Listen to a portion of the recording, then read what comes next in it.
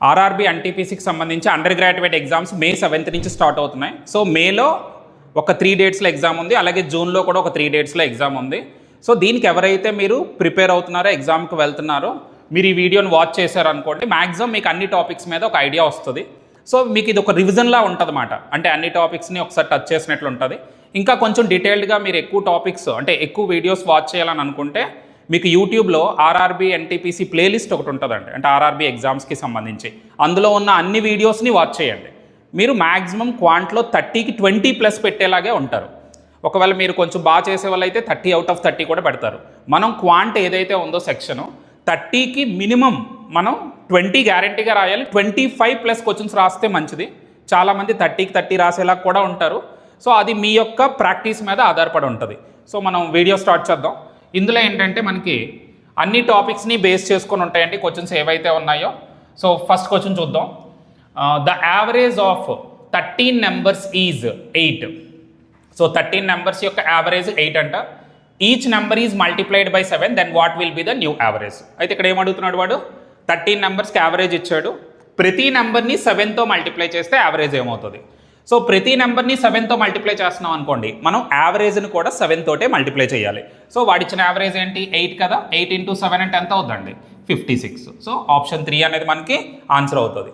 అలాగే next one అండి. Next దానికి వచ్చామనుకోండి, ఇక్కడ చూడండి. 2 taps can fill A caesarean in 4 hours and 38 hours. ఒక 2 ట్యాప్లు ఉన్నాయి. ఒక ట్యాంక్ని ఫిల్ చేయడానికి ఒక ట్యాప్కి 4 hours పడుతుంది, ఇంకో ట్యాప్కి 38 hours పడుతుంది. A third tap can empty it in 38 hours. ఇంకో ట్యాప్ ఉంది, అది ట్యాంక్ని ఎంప్టీ చేస్తుంది. అంటే ఏం చేస్తుంది, లోపల ఉన్న వాటర్ని బయటికి పంపిస్తుంది అన్నమాట.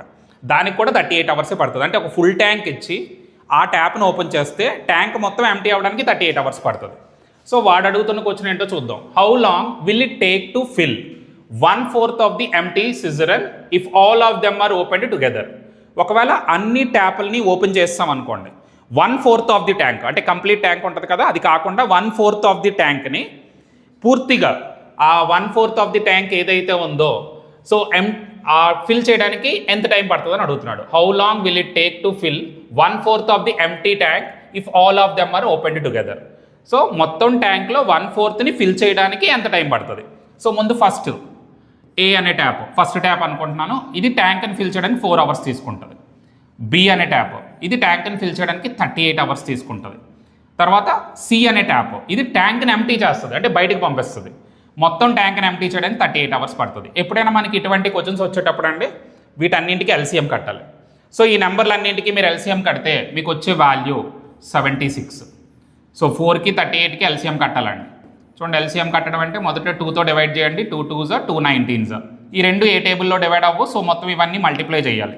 సో మొత్తం అన్నీ మల్టిప్లై చేస్తే మీకు వచ్చేది ఎంత అండి, 76 వస్తుంది. సో 76 అనేది LCM.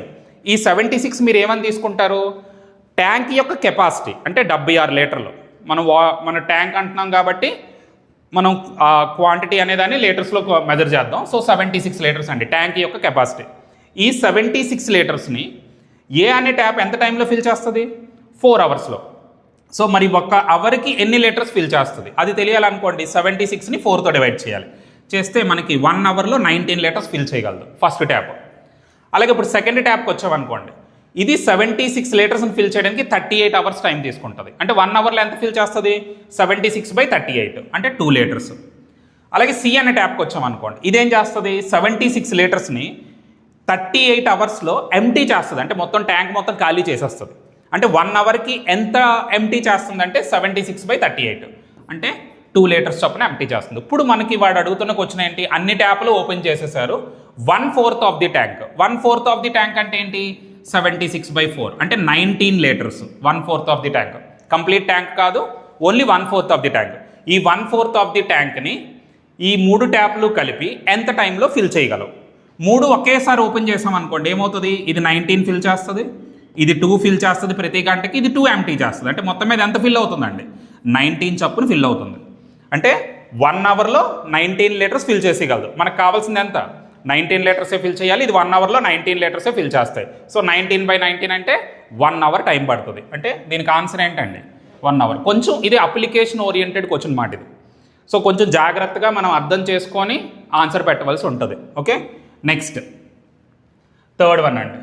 A train traveling at 60 km/h crosses another train traveling in the opposite direction at 84 km/h in 30 seconds. చూడండి, ఒక ట్రైన్ 60 స్పీడ్తో వెళ్తుంది, ఇంకో ట్రైన్ 84 km/h స్పీడ్తో ట్రావెల్ చేస్తుంది. రెండు కూడా ఆపోజిట్ డైరెక్షన్లో ట్రావెల్ చేస్తున్నాయి.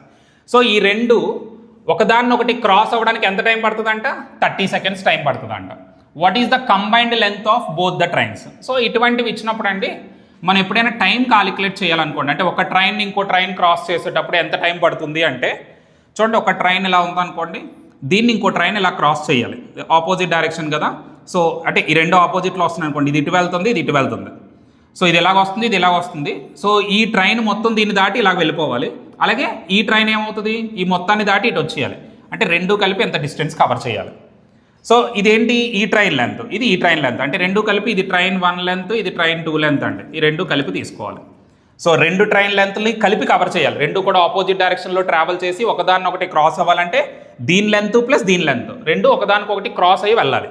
సో రెండు లెంత్లు కలిపి తీసుకోవాలి. సో ఇక్కడ డిస్టెన్స్ అని ఉంటుంది కదా, మనకి టైం కాలిక్యులేట్ చేయాలంటే ఫార్ములా ఏంటి? Distance by speed. మరి ఇక్కడ డిస్టెన్స్ అంటే ఏం తీసుకోవాలి? రెండు ట్రైన్ లెంత్లు కలిపి తీసుకోవాలి. దీన్నే డిస్టెన్స్ అంటారు. ఎందుకంటే ఒక ట్రైన్ ఇంకో ట్రైన్ని క్రాస్ చేసి వెళ్ళాలంటే పూర్తిగా మొదటి దాన్ని అంటే దీన్ని దాటి ఇది ఇటు రావాలి, దీన్ని దాటి ఇది ఇటు వెళ్ళాలి. అంటే రెండు లెంత్లు ఎంత ఉన్నాయో అంత డిస్టెన్స్ కవర్ చేయాలి. అందుకే L1 + L2 అని తీసుకుంటారు. స్పీడ్ రెండు ఆపోజిట్ డైరెక్షన్లో ట్రావెల్ చేస్తున్నాయి కాబట్టి ఇక్కడ రిలేటివ్ స్పీడ్ అని తీసుకుంటాం, సమ్ ఆఫ్ ది స్పీడ్స్. అదే సేమ్ డైరెక్షన్ అనుకోండి, డిఫరెన్స్ ఆఫ్ ది స్పీడ్స్. మరి సమ్ ఆఫ్ ది స్పీడ్స్ అంటే ఎంత తీసుకోవాలి? U + V. సో ఇక్కడ టైము ఆల్రెడీ మన దగ్గర ఏమున్నాయండి, రెండు ట్రైన్ల యొక్క స్పీడ్లు ఉన్నాయి. ఇంకేముంది మన దగ్గర? ఒకదాన్నొకటి క్రాస్ చేయడానికి టైం ఉంది. మనకి ఏం కాలిక్యులేట్ చేయమంటున్నాడు? Combined length of both the trains, అంటే ఈ L1 + L2 కాలిక్యులేట్ చేయమంటున్నారు. సో అంత డేటా అంతా ఉంది, మనం L1 + L2 కాలిక్యులేట్ చేయాలి. సో ఇక్కడ టైం వేద్దామండి. First 30 seconds L1 + L2 calculate చేద్దాం. U + V. U + V అంటే ఏం చేయాలి? ఇది ప్లస్ ఇది కలపాలండి. కలిపితే ఎంత అవుద్ది? 144 km/h. దాన్ని మీటర్/సెకండ్స్లోకి మార్చాలండి. ఇది సెకండ్స్లో ఉంది అంటే ఇది మీటర్/సెకండ్స్లో ఉండాలి. సో ఇక్కడ 18 8s 144, 8 × 5 అంటే 40 అండి. 40 × 30 అంటే L1 + L2 అంటే ఎంత అవుద్ది? 30 × 40, 30 × 40 అంటే ఎంత అవుతుందండి? 1200 meters. సో రెండు ట్రైన్స్ యొక్క కంబైన్డ్ లెంత్ ఏదైతే ఉందో అది 1200 meters. అంటే థర్డ్ ఆప్షన్ అనేది మనకి ఆన్సర్ అవుతుంది. నెక్స్ట్ ఏముంది? A boat can row 36 km downstream. Downstream అంటే రివర్ ఏ డైరెక్షన్లో ఉందో బోట్ కూడా అదే డైరెక్షన్లో ట్రావెల్ చేస్తే దాన్ని డౌన్ స్ట్రీమ్ అంటారు. సో 36 km డౌన్ స్ట్రీమ్ని same time as it takes to row 24 km up stream. అంటే 36 km డౌన్ స్ట్రీమ్ని ట్రావెల్ చేయడానికి ఎంత టైం పడుతుందో 24 km అప్ స్ట్రీమ్కి కూడా అంతే టైం పడుతుందంట. మీకు డౌన్ స్ట్రీమ్ అంటే రివర్ ఏ డైరెక్షన్లో ఉందో బోట్ అదే డైరెక్షన్లో ట్రావెల్ చేయడం. అంటే అక్కడ ఏంటి? Boat speed plus river speed కలిపి తీసుకోవాలి. ఎందుకంటే రివర్ ఏ డైరెక్షన్ ఉందో బోట్ అదే డైరెక్షన్లో వెళ్తే ఆ రివర్ స్పీడ్ బోట్కి యాడ్ అవుతుంది. అలాగే అప్ స్ట్రీమ్ అంటే ఏంటి? రివర్కి ఆపోజిట్లో ట్రావెల్ చేయడం. అప్పుడు ఏమవుతుంది? బోట్ స్పీడ్ తగ్గిపోద్ది అన్నమాట. సో ఎప్పుడైనా మీరు డౌన్ స్ట్రీమ్లో మీరు స్పీడ్ కాలిక్యులేట్ చేయాలనుకోండి, అక్కడ boat speed plus river speed అండి, X + Y అని తీసుకుంటారు.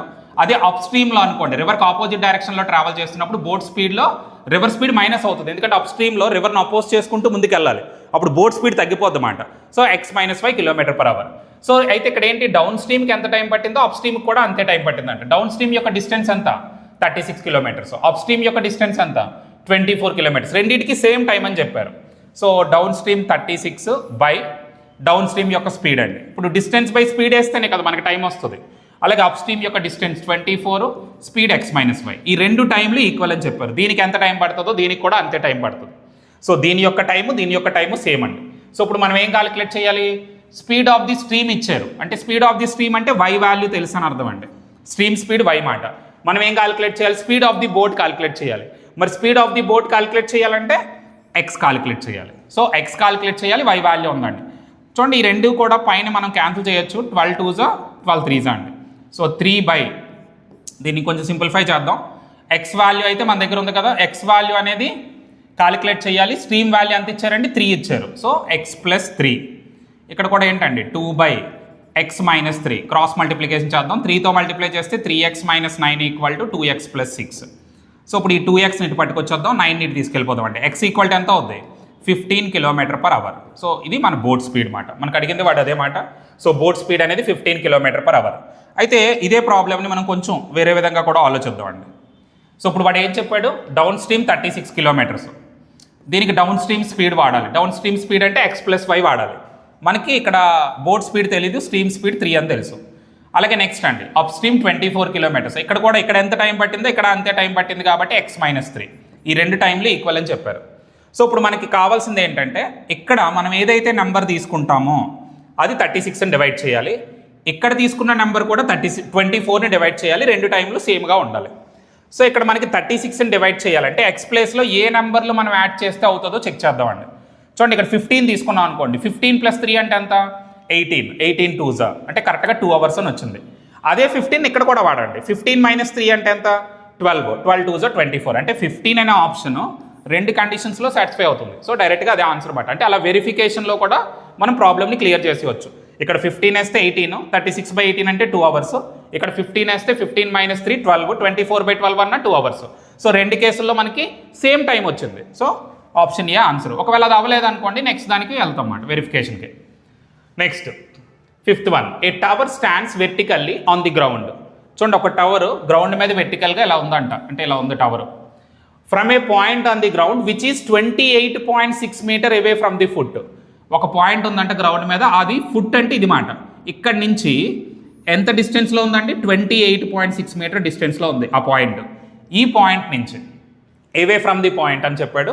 The angle of elevation of the top of the tower. Angle of elevation అనే పదం ఎప్పుడు వాడినా ఆబ్జెక్ట్ అనేది కింద నుంచి పైకి చూస్తున్నాం అని అర్థం మాట. అంటే ఈ ఆబ్జెక్ట్ని కింద నుంచి పైకి చూస్తున్నాం, దీన్ని యాంగిల్ ఆఫ్ ఎలివేషన్ అంటారు. ఈ యాంగిల్ మాట, angle of elevation of the top of the tower found to be 45 degrees. ఇది 45 అంటండి. సో ఇప్పుడు వాడికి ఏం కావాలి, హైట్ ఆఫ్ ది టవర్ ఇది కావాలి.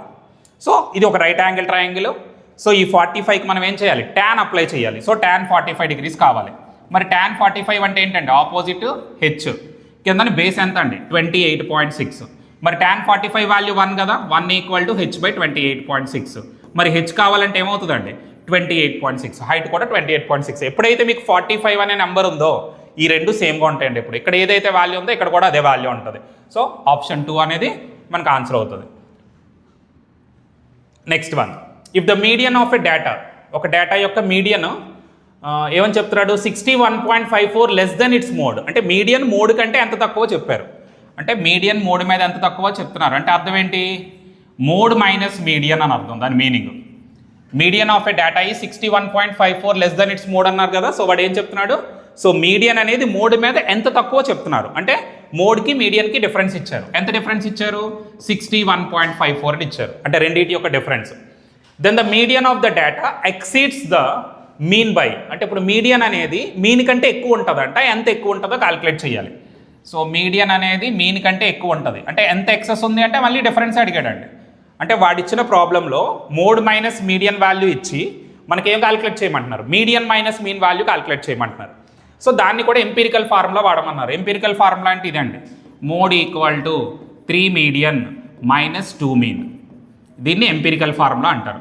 సో ఇప్పుడు మన దగ్గర ఏముంది, ముందు మీడియన్ మోడ్ మైనస్ మీడియన్ ఉంది. సో దీన్ని వాడుకోవాలి, దీన్ని వాడుకొని దీన్ని క్యాలిక్యులేట్ చేయాలి. సో మనకి మోడ్ మైనస్ మీడియన్ ఉంది కాబట్టి మైనస్ మీడియన్ అనేది రెండు వైపులా అప్లై చేయండి. చూడండి మోడ్ మైనస్ మీడియన్, మీరు ఈ డైరెక్షన్లో దీనికి కూడా మీరు మైనస్ మీడియన్ అప్లై చేశారనుకోండి, ఇక్కడ 3 మీడియన్లు ఉన్నాయి కదా, ఒక మీడియన్ తగ్గిపోయి ఏమవుతుందండి 2 మీడియన్లు ఉంటాయి. ఎందుకంటే రెండు వైపులా మైనస్ మీడియన్ అప్లై చేస్తున్నాను, ఇక్కడైతే రాశాను, ఇక్కడ ఏంటి ఆ మీడియన్ని తగ్గించి 2 మీడియన్లు రాస్తున్నాను, -2 మీన్ అని రాసాం.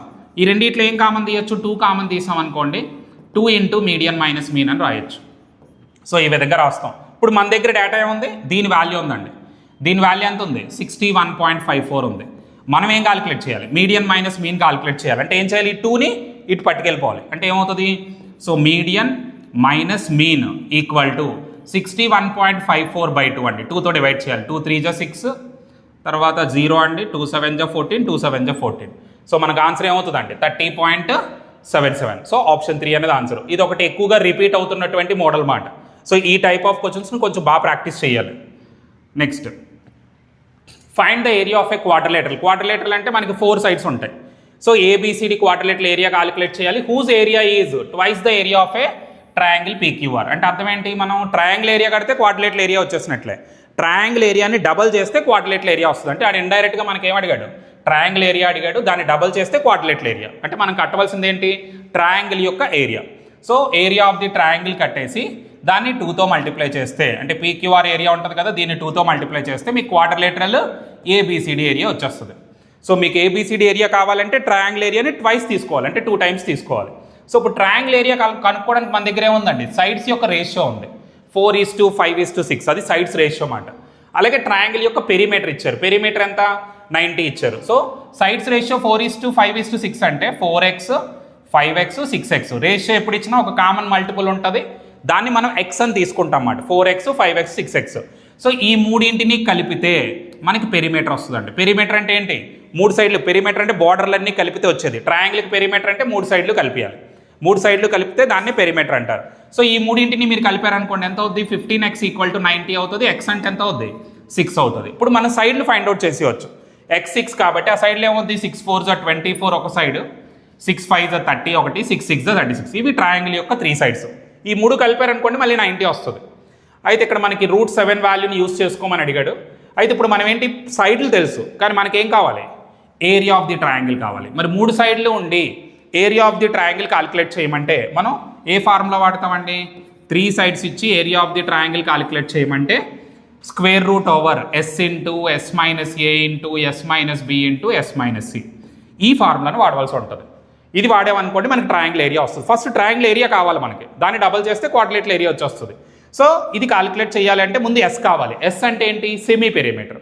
సెమీ పెరిమీటర్ అంటే ఏంటి, ఈ మూడింటిని కలిపేసి బై 2 చేయాలి. 3 కలిపితే ఎంత వస్తుంది, 90 అని ఆల్రెడీ తెలుసు మనకి.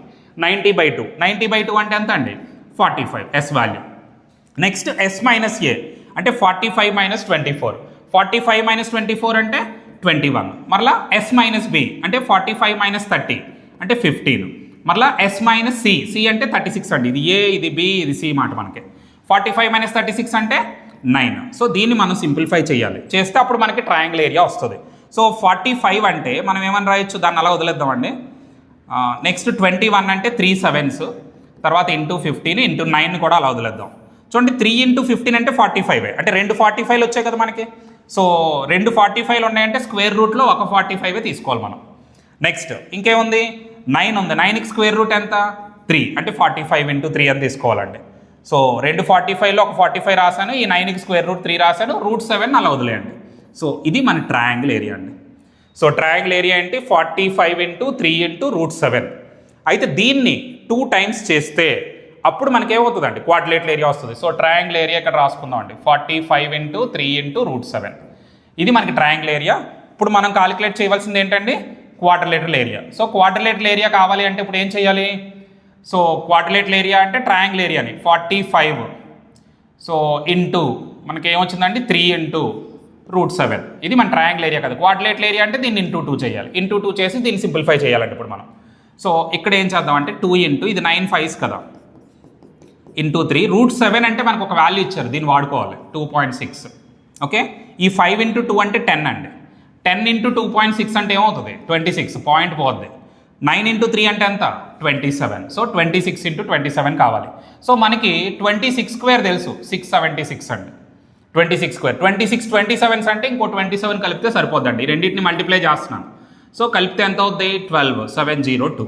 ఇది మన ఆన్సర్. సో ఆప్షన్ 2 అనేది ఆన్సర్ అన్నమాట, 702 cm². ఇది క్వాడ్రిలేటరల్ యొక్క ఏరియా. అంటే కొంచెం కాలిక్యులేషన్, మనకి మల్టిప్లికేషన్స్ అవి ఎక్కువ ఉన్నాయి, కొంచెం జాగ్రత్తగా చేయాలి.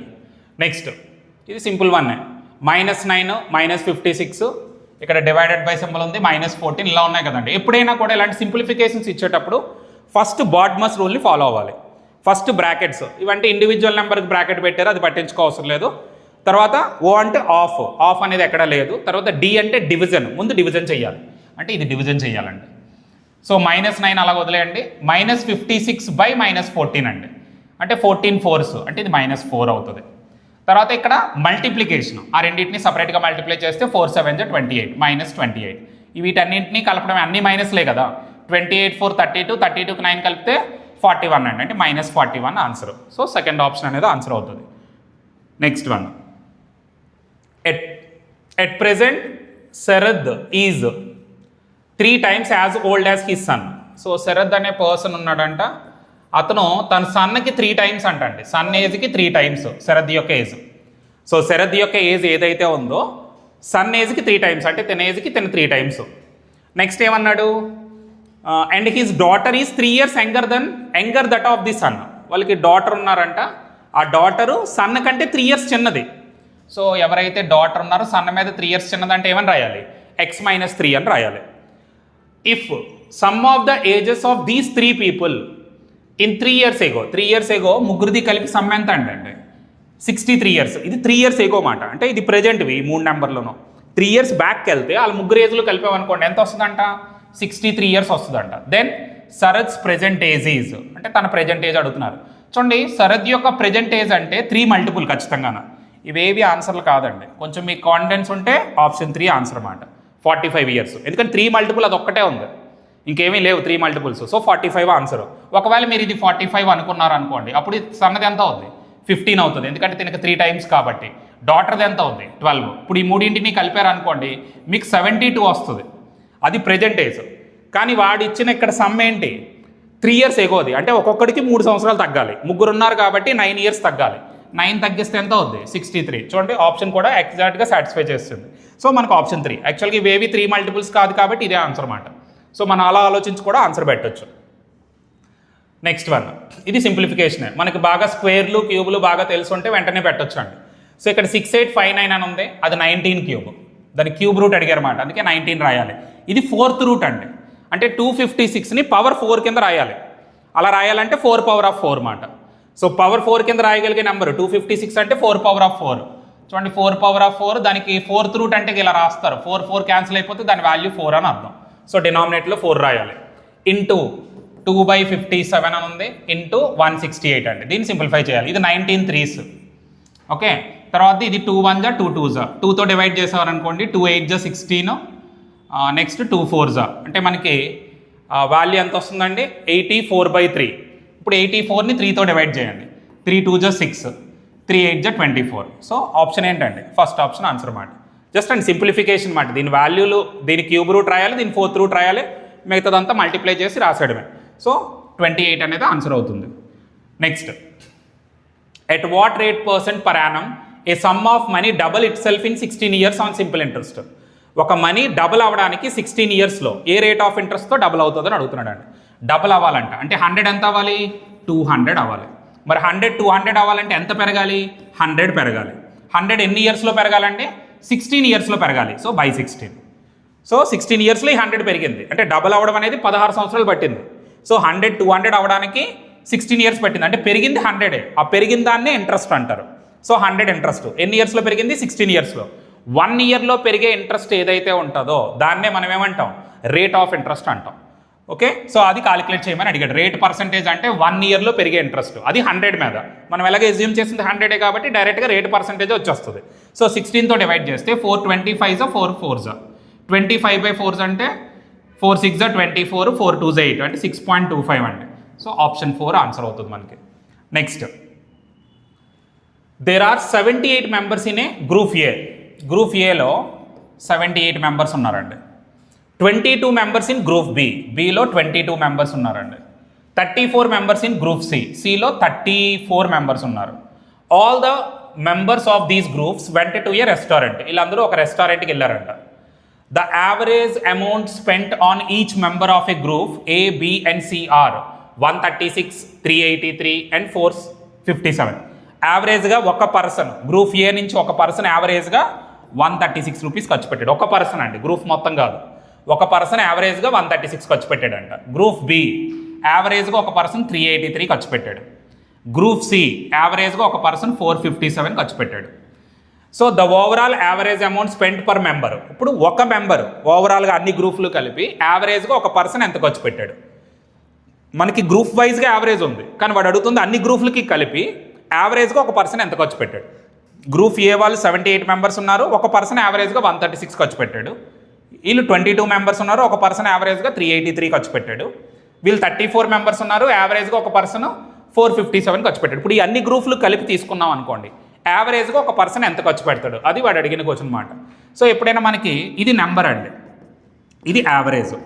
మనం నెంబర్ని యావరేజ్తో మల్టిప్లై చేస్తే వాళ్ళందరూ ఖర్చు పెట్టిన సమ్ వస్తుంది. అంటే ఈ రెండు మల్టిప్లై చేస్తే సమ్ వస్తుంది, అది ఇక్కడ నేను రాస్తున్నాను. 78 × 136 గ్రూప్ ఏలో ఉన్న వాళ్ళందరూ కలిపి ఖర్చు పెట్టిన అమౌంట్. అలాగే ఈ రెండు మల్టిప్లై చేసామనుకోండి 22 × 383. గ్రూప్ బిలో ఉన్న వాళ్ళందరూ కలిపి ఖర్చు పెట్టింది. 34 × 457 ఇది గ్రూప్ సిలో ఉన్న వాళ్ళందరూ కలిపి ఖర్చు పెట్టింది. సో ఈ 3 యాడ్ చేసేయాలి. ఇవి 3 సమ్మలు మాట. అంటే వీళ్ళు సమ్మ క్యాలిక్యులేట్ చేశాను, వీళ్ళు ఖర్చు పెట్టిన సమ్ము, వీళ్ళు ఖర్చు పెట్టిన సమ్మును యాడ్ చేసాం అన్నమాట. మొత్తం అన్నీ యాడ్ చేసి టోటల్ మెంబర్స్తో డివైడ్ చేయాలండి. టోటల్ మెంబర్స్ అంటే ఏంటి? 78, 22, 34 వీళ్ళందరినీ కలపాలి. కలిపితే 134 వస్తుందండి. సో 134 అనే వాళ్ళు టోటల్ మెంబర్స్. ఇప్పుడు ఈ సమ్మని దీంతో మీరు డివైడ్ చేస్తే అప్పుడు యావరేజ్గా ఒక పర్సన్ ఎంత ఖర్చు పెట్టాడో తెలుస్తుంది. చూడండి ఇవన్నీ మల్టిప్లికేషన్స్ చాలా పెద్దవి ఉన్నాయి. సో మనం ఏం చేద్దామంటే చూడండి ఇది 2తో డివైడ్ అవుతుంది, ఇంకా అంతకుమించి ఏం అవ్వదండి. ఇది 2తో డివైడ్ అయ్యే నెంబర్ మాత్రమే. సో ఇందులో అన్నీ కూడా ఒక్కొక్క నెంబర్ 2తో డివైడ్ చేసేద్దాం. 2 6 12, 2 7 ఇందులో కూడా ఏదో ఒక నెంబర్ని 2తో డివైడ్ చేయాలి. సో నేను దీని అంటే ప్రతి దాంట్లో 2 కామన్ తీసేస్తున్నాను అనమాట. 2 6 12, 2 8 ఇక్కడ కూడా 2 11s తీసుకున్నానండి. ఇక్కడ 2తో డివైడ్ అయ్యేది 2 17s. సో ఇప్పుడు ఇక్కడ మనకి మిగిలింది ఏంటి? 78 × 68, ఇక్కడ 11 × 383, ఇక్కడ 17 × 457. సో ఆ ప్రోడక్ట్లన్నీ యాడ్ చేసి మనం ఏం చేయాలి? 67తో డివైడ్ చేయాలి. సో ఫస్ట్ మనం ఏం చేద్దాం? 78 × 68 అండి. 78 × 68 చూడండి 8 8 64, 6 ఇక్కడ పక్కన పెడదాం. తర్వాత ఇది యాడ్ చేయాలండి. ఇది 56, ఇది 48 అండి. చూడండి 56, 48 మనం రెండింటిని కలిపామనుకోండి 14, 10 104. ఈ 6 కలిపితే 110, 0 రాస్తాం 11 ఉంటుందండి. 7 6 42, 11 కలిపితే 53. అంటే ఈ ఫస్ట్ దాని యొక్క సమ్ ఎంత అండి? 5304 ఫస్ట్ ప్రోడక్ట్ ఈ 78 × 68. సో అది అయిపోయింది. తర్వాత ఈ 11తో మల్టిప్లికేషన్ మాట. 11తో డైరెక్ట్గానే చేయొచ్చండి. ముందు ఈ 3 రాయండి. ఈ 3ని 8ని కలిపితే 11 వస్తుంది. 1 రాసి 1 ఉంటుంది. మరలా ఈ 2 కలిపితే 11, ఆ 1 కలిపితే 2 అవుతుంది. మళ్ళీ 1 దీనికి కలిపితే 4, 4 2 1 3. అది సెకండ్ ప్రోడక్ట్. తర్వాత ఈ ప్రోడక్ట్ చేయాలండి. సో ఇప్పుడు 17 × మనం 457 చేయాలి. మరి అది చేయాలనుకోండి 17 అంటే ఏంటి? 10 + 7 మాట. సో 457 × 10 అంటే 4570. అలాగే 457 × 7 వేద్దామండి. ఎందుకంటే 10 + 7 కింద రాశాను, ఇంటూ 10 చేస్తాను, ఇంటూ 7 చేసి రాయాలి. 7 7 49, 9 రాసాం 4 ఉంది. 7 5 35, ఆ 4 కలిపితే 39, 3 ఉంది. 7 4 28, ఆ 3 కలిపితే 31. సో మనం ఈ వాల్యూని ఇప్పుడు యాడ్ చేసుకుందాం అండి. యాడ్ చేసామనుకోండి 7 7 7 6 9 వచ్చింది. ఇప్పుడు 3 సమ్ములు కలిపి వచ్చినట్లేనండి. ఇవన్నీ యాడ్ చేసేయండి. సో 12 + 4 16, తర్వాత ఇది 8 అవుతుంది, ఇది 12 అవుతుంది, నెక్స్ట్ ఇది 17 అండి. అంటే 17,286 వచ్చింది. ఈ 17,286ని దేంతో డివైడ్ చేయాలి? మనం 67తో డివైడ్ చేయాలండి. చూడండి మనకి చివరిలో 6 అనే వాల్యూ వచ్చింది కదా, ఇక్కడతో మోస్ట్లీ మనం ఆన్సర్ రాసేయచ్చు. 6 రావాలంటే 7ని దేంతో మల్టిప్లై చేయాలి? 8తో మల్టిప్లై చేయాలి. అంటే లాస్ట్ నెంబర్ ఖచ్చితంగా 8 ఉండాలి. ఆన్సర్ ఏంటి? Third option. ఎందుకంటే మనకు చివరిలో 6 రావాలంటే 7 8 తోటే మల్టిప్లై చేయాలి. ఇంకా దేంతో మల్టిప్లై చేసినా రాదు. సో ఒకవేళ మీరు డివైడ్ చేసినా అదే వస్తుందండి. 67 2s, తర్వాత 5s, తర్వాత 8s వేస్తే ఇది ఎగ్జాక్ట్గా డివైడ్ అయిపోద్ది. సో ఆ విధంగా అంటే మళ్ళీ మొత్తం చేయవలసిన అవసరం లేదు. ఎందుకంటే మనకి ఎలాగే అప్రాక్సిమేట్ వాల్యూస్ అడగలేదు. అప్రాక్సిమేట్ అని అడిగితే అప్రాక్సిమేట్ అని రాస్తారు. సో అడగలేదు కాబట్టి డైరెక్ట్గా అదే ఆన్సర్ అండి, third option. Next one, P sells an item to Q at 50% profit. P అనేవాడు Qకి 50% ప్రాఫిట్కి అమ్మాడంట. అంటే వీడు 100 రూపాయలు కొన్నాడు అనుకోండి, వీడు 150కి అమ్మాడంట. Next Q sells the same item to R. Q అనేవాడు Rకి అమ్మాడు at 60% లాస్. అంటే ఇది 60% లాస్కి అమ్మాడంటే వీడు వాల్యూలో 40% వాడికి వచ్చింది. సో 150లో 40% వచ్చినట్లు. 60% లాస్ అయిపోయాడంటే అర్థం ఏంటండి? 40% అడిగి మిగిలిందని, అంటే 60 రూపాయలు వచ్చింది వీడికి. ఆర్కి 60కి అమ్మాడు అంటే ఇది 90 రూపీస్ని లాస్ అయ్యాడని అర్థం. సో 60% అంటే 90 రూపీస్ మాట, అది లాస్ అయ్యాడు. ఫైనల్గా వాడు అమ్మిన రేట్ ఏంటండి? 60. ఫైనల్గా వాడేం చెప్పాడు? R paid. ఈ ఆర్ పే చేసిన అమౌంట్ ఇచ్చారు 3234 అంట ఐటమ్కి. Then what price is the item purchased by P. P ఎంత కొన్నాడు అని అడుగుతున్నాడు. అంటే 60 యొక్క వాల్యూ ఉంది, 100 యొక్క వాల్యూ కాలిక్యులేట్ చేయాలి. చూడండి మనకి యూనిటరీ మెథడ్. 60 యూనిట్స్ అంటే 3234, 100 యూనిట్స్ అంటే ఎంత?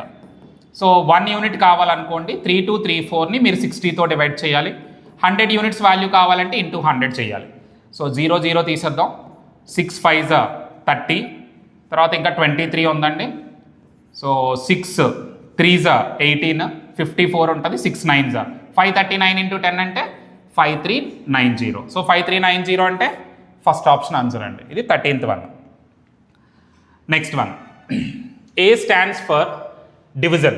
అంటే ఏ అనేది ఇక్కడ ఉన్నది కదా ఈక్వేషన్, ఇందులో ఏ అంటే ఏంటి, బి అంటే ఏంటి, సి అంటే ఏంటి, డి అంటే ఏంటి, ఇలా వాల్యూస్ ఇచ్చారండి. సో దాన్ని ఇక్కడ వాడి మనం ఆ ఈక్వేషన్ యొక్క వాల్యూ రాయాలి. ఇది కూడా కొంచెం రిపీటెడ్గా అడిగే క్వశ్చన్ అన్నమాట. 20 డి బదులు ఏం వాడాలి, డి అంటే మైనస్ సైన్ వాడాలి. అలాగే తర్వాత 8 అనే నెంబర్ ఉంది, ఏ ఉంది, ఏకి బదులు ఏం వాడాలి, డివిజన్ వాడాలి. తర్వాత 2 ఉంది, తర్వాత సి అంటే ఏం యూజ్ చేయాలి, ప్లస్ వాడాలి. తర్వాత 1 రాయాలి.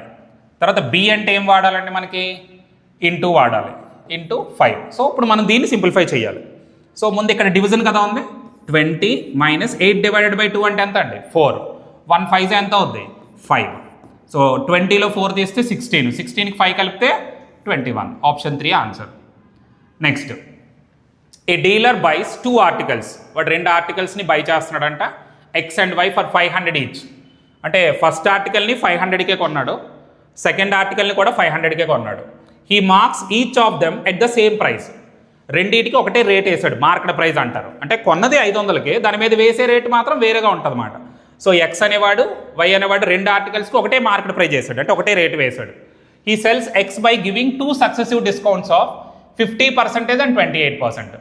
సో ఫస్ట్ దాన్ని ఏం చేశాడండి, ముందు వాడు వేసిన రేటు మీద 50% డిస్కౌంట్ ఇచ్చాడు, మళ్ళీ దాని మీద 28% డిస్కౌంట్ ఇచ్చాడు. ఎవడు, ఫస్ట్ ఆర్టికల్ మీద.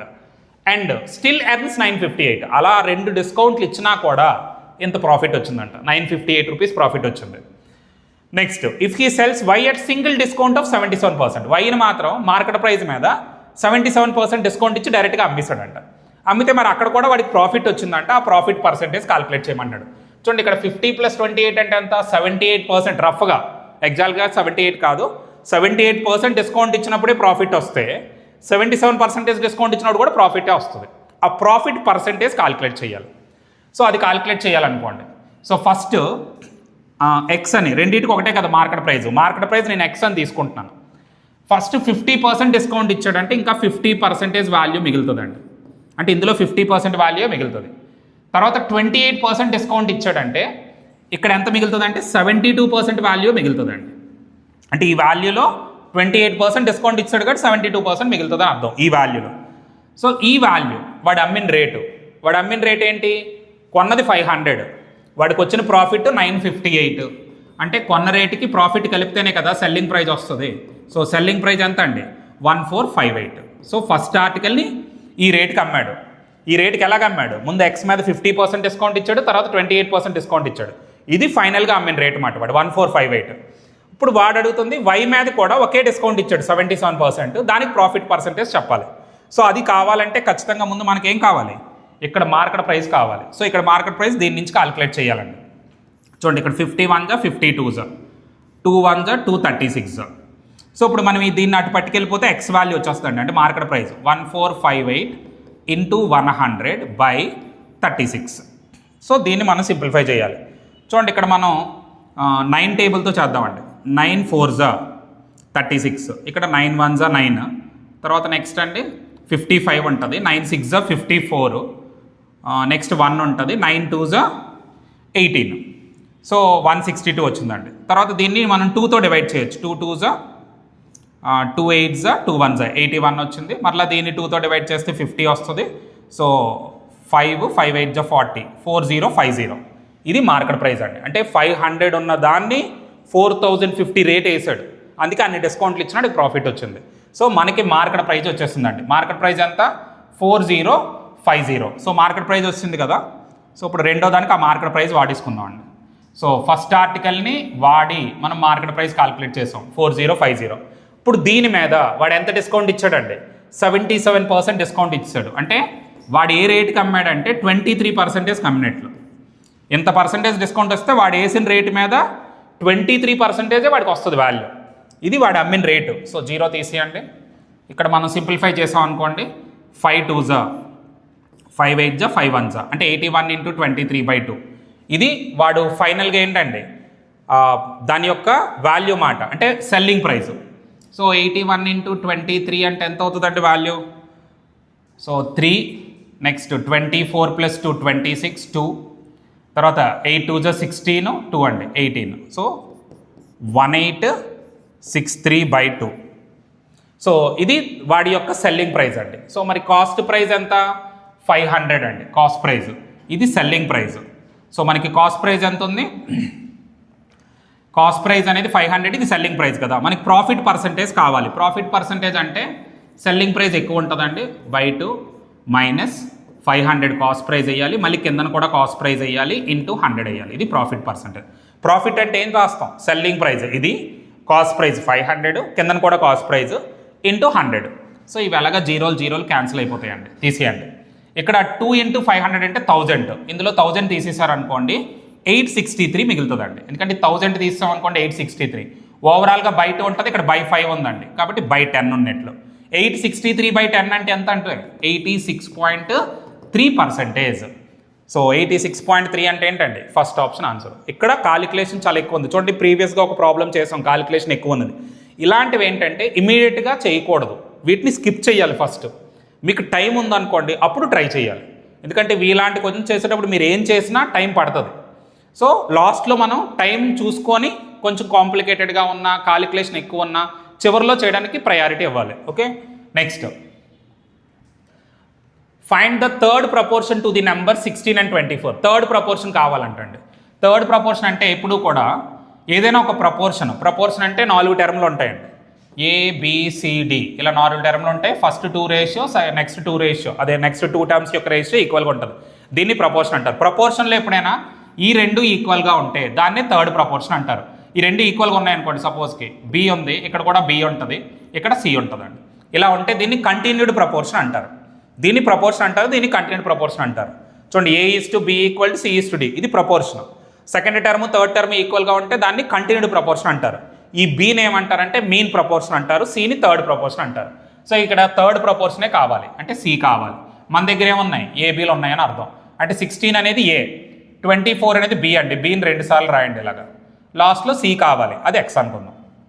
సో ప్రపోర్షన్లో మనకి వాడే ప్రాపర్టీ ఏంటంటే product of extremes equal to product of means.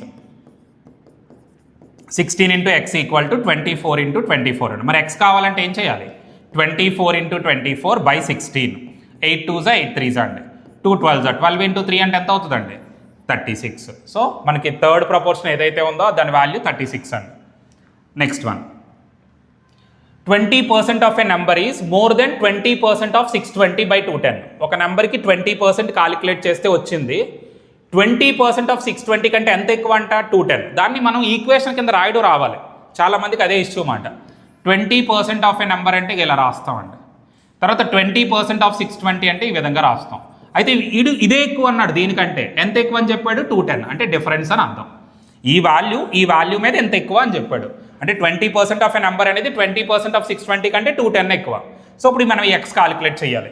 So ఇప్పుడు 20% అంటే ఏమని రాస్తాం మనం, 20 ఇంటూ X బై 100 మైనస్ ఇక్కడ 20 ఇంటూ 620 బై 100 ఈక్వల్ టు 210 అండి. సో దీన్ని మనం సింప్లిఫై చేసుకోవాలి. ఇక్కడ చూడండి 25s అంటే ఇక్కడ X బై 5 ఉన్నట్లు, ఇక్కడ 25s చేసేయండి. సో X బై 5 మైనస్ దీన్ని 5తో డివైడ్ చేద్దామండి. 5తో డివైడ్ చేసాం అనుకోండి, 5 1s 5. నెక్స్ట్ ఇక్కడ 12 ఉంటుంది, 5 2s 10, 5 4s minus 124 equal to 210. ఇది మైనస్ కదా, అవతలకి వెళ్ళిపోతే ఏమైపోద్దండి, ప్లస్ అయిపోద్ది. X ఈక్వల్ టు 210కి 124 కలిపేయాలండి. కలిపారు అనుకోండి, 4 3 3 3 4 అని వచ్చింది. ఇది బై 5 ఉంది కదా, ఇది అవతలకి వెళ్తే ప్లస్ అయ్యి 334 అయింది. బై 5 అనేది ఏమవుతుంది, ఇంటూ 5 అవుతుంది. 5 4s 20, 5 3s 15 plus 2 17, 5 3s 15 plus 1 16. So 1670. So option 3 అనేది ఆన్సర్. ఇటువంటివి ఏంటంటే ఈక్వేషన్ ప్రాపర్గా రాయడం రావాలి, వస్తే ఇటువంటి క్వశ్చన్స్ ఈజీగా సాల్వ్ చేయొచ్చు. Next, Anand has 1407 with him. వాడి దగ్గర ఎంత ఉందండి, ఇంత అమౌంట్ ఉందంట. He divides this amount between his 2 sons. వాళ్ళిద్దరు సన్స్కి మధ్యలో వాళ్ళు పంచుతున్నాడంట. ఎవరెవరికి, అనిల్కి అశోక్కి. ఆనంద్ అనేవాడు 1407 అమౌంట్ని అనిల్కి అశోక్కి డివైడ్ చేస్తున్నాడు. And asks them to invest their respective shares at compound interest rate 10% per annum. అంటే వాళ్ళకి డివైడ్ చేసి అనిల్కి కొంత అమౌంట్ వేస్తాడు, అశోక్కి కొంత అమౌంట్ వేస్తాడు. వేసిన అమౌంట్ల మీద ఇంత పర్సెంటేజ్ కాంపౌండ్ ఇంట్రెస్ట్ చొప్పున పెరుగుతున్నాయంట. So compound interest rate of 10% per annum, compounded annually అన్నాడు. It is observed that Anil's investment amounts to the same value after 15 years. Ashok's investment does after 16 years. అంటే అది అబ్జర్వ్ చేస్తే అనిల్ ఇన్వెస్ట్మెంట్ అంటే అనిల్కి ఏదైతే అమౌంట్ వేసాడో అది 15 years తర్వాత ఎంత అయిందో అశోక్ వేసిన మనీ అంట 16 ఇయర్స్ తర్వాత కూడా అంతే అయిందంట. అంటే వీడికి వేసిన మనీ 15 ఇయర్స్కి వేసాడు, వీడికి వేసిన మనీ 16 ఇయర్స్కి వేసాడు అనుకుంటే ఆ రెండు టోటల్ ఈక్వల్ అయిపోయాయంట. వీడికి 15 సంవత్సరాల తర్వాత వేసింది, వీడికి 16 సంవత్సరాలకు వేసిన అమౌంట్లు రెండు సేమ్. అంటే ప్రజెంట్ ఈ అమౌంట్ని డివైడ్ చేశాడు, అనిల్కి కొంత అశోక్కి కొంత ఇచ్చాడు. అనిల్ది 15 ఇయర్స్ ఇన్వెస్ట్ చేశాడు, అశోక్ది 16 ఇయర్స్ ఇన్వెస్ట్ చేశాడు, ఇద్దరికి సేమ్ అమౌంట్ వచ్చిందంట. అయితే ఇప్పుడు వాడు అడిగింది ఏంటంటే అశోక్ అసలు ఎంత అమౌంట్ ఇచ్చాడు ఈ 1407లో. సో మనకి ఈ క్వశ్చన్ చాలా క్లియర్గా అర్థం అవ్వాలండి. చూడండి, అతను అనిల్కి అశోక్కి ఇద్దరికి అమౌంట్ ఇచ్చాడు, అనిల్కి ఇచ్చాడు అశోక్కి ఇచ్చాడండి. ఈ అమౌంట్ ఎక్కడి నుంచి తీసుకున్నాడు? ఈ 1407లో కొంత అమౌంట్ అనిల్కి కొంత అమౌంట్ అశోక్కి ఇచ్చాడు. అయితే ఇద్దరికి కూడా రేట్ ఆఫ్ ఇంట్రెస్ట్ ఎంత చొప్పున పెరుగుతుంది? 10% చొప్పున పెరుగుతుంది. అనిల్కి 15 ఇయర్స్ తర్వాత ఎంత వచ్చిందో అశోక్కి 16 ఇయర్స్ తర్వాత అంతే వచ్చిందంట. అంటే వీడికి 15 ఇయర్స్కి వేసాడు, వీడికి 16 ఇయర్స్.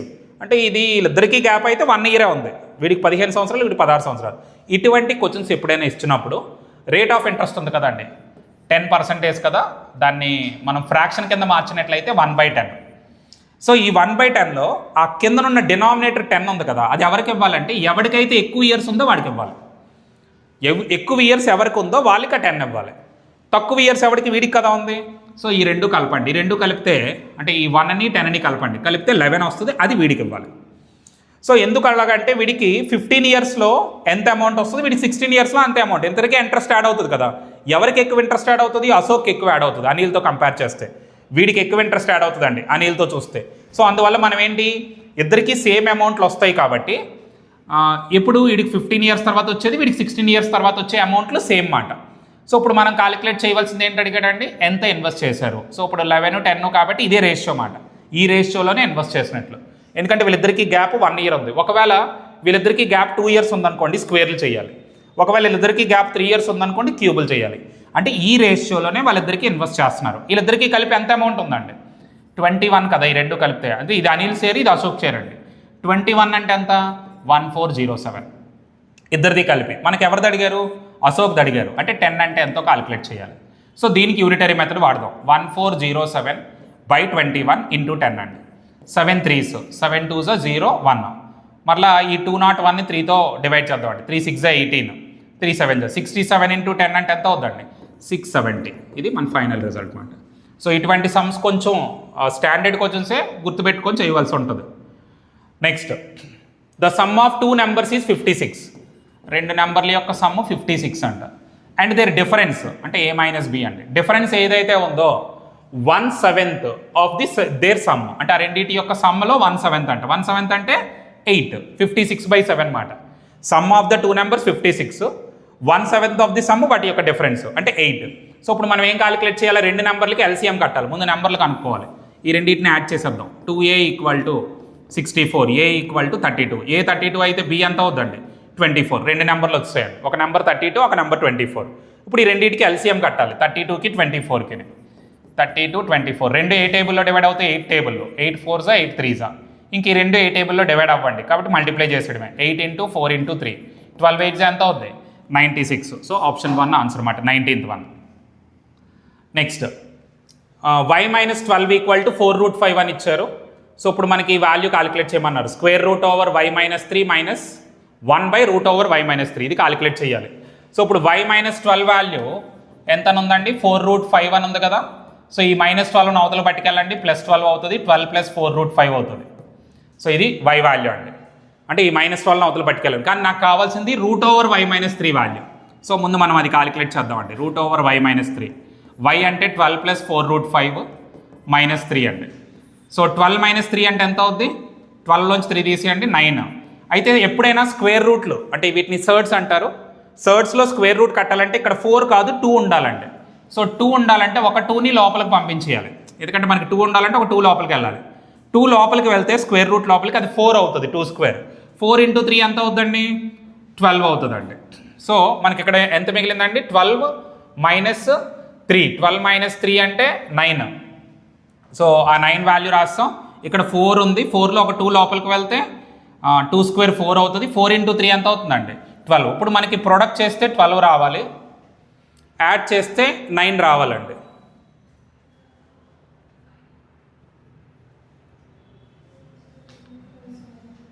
సారీ ఇక్కడ మనకి 5 ఉందండి. చూడండి ఇక్కడ ప్రాబ్లంలో 4√5 మనం 3 వేస్తామండి.